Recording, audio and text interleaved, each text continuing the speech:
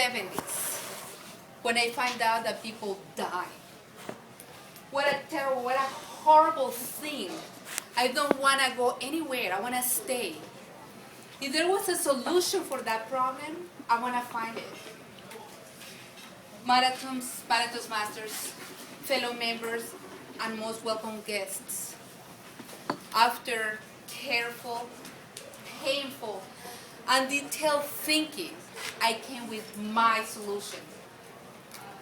It was a combination of two.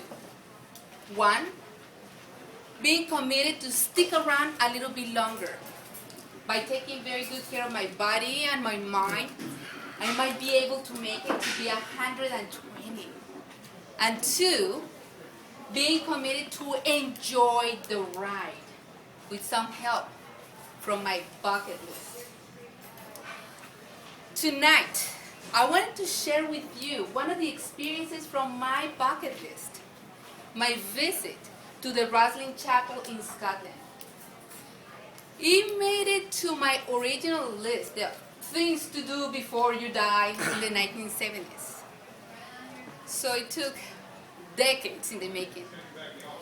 And I hope tonight you feel like pursuing your own bucket list. It's a nice ride. Join me.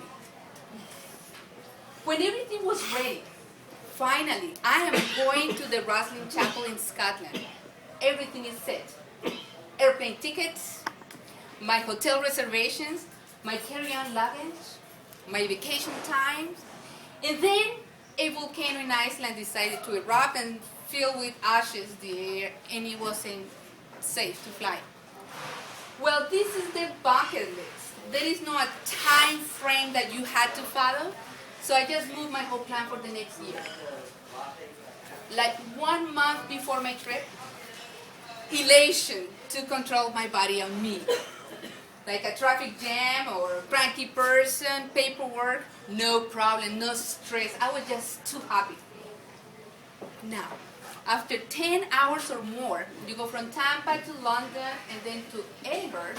I am in Scotland and very close. And I decided to walk my last 2.5 miles because I wanted to take pleasure in the walk and that beautiful old town. Some of those houses were built in the 1400s, so if I raise my hand, I will be able to touch the ceiling. I am 5'2", so I feel like a giant, and that was a cool feeling. Now, I am in the parking lot, and I noticed there were room for only 50 cars, and only 10 were parked. That was strange. But finally, I'm in front of the chapel.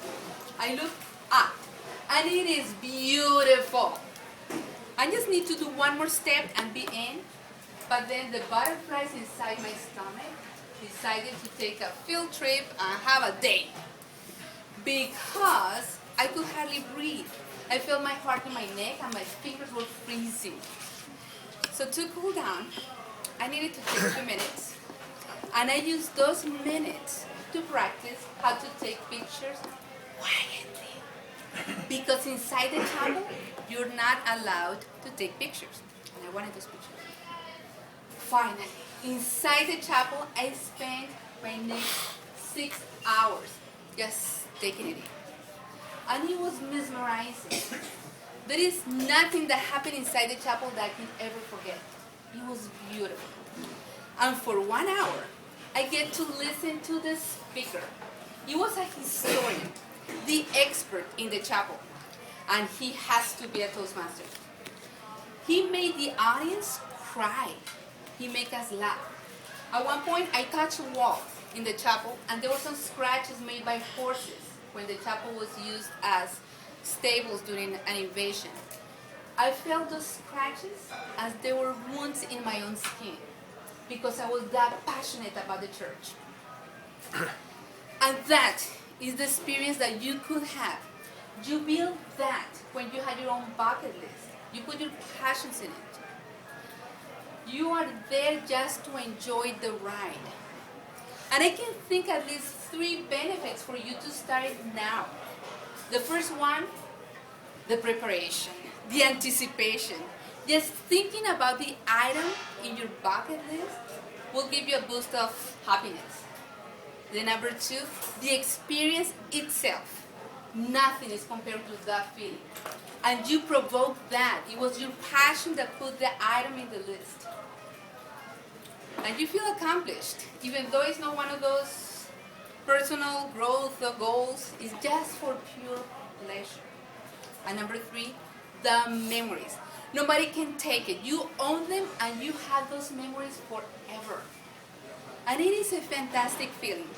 Picture this. You're having a terrible day at work or at home or at school. We have those nasty days sometimes. And you just take a few minutes to revisit an experience. That's going to put a smile on your face. And even though I do not want to go, I want to stay.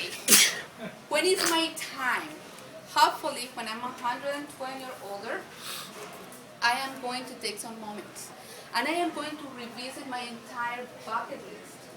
And I will smile. And I might go smile. But perhaps somebody will write, she really enjoyed the ride.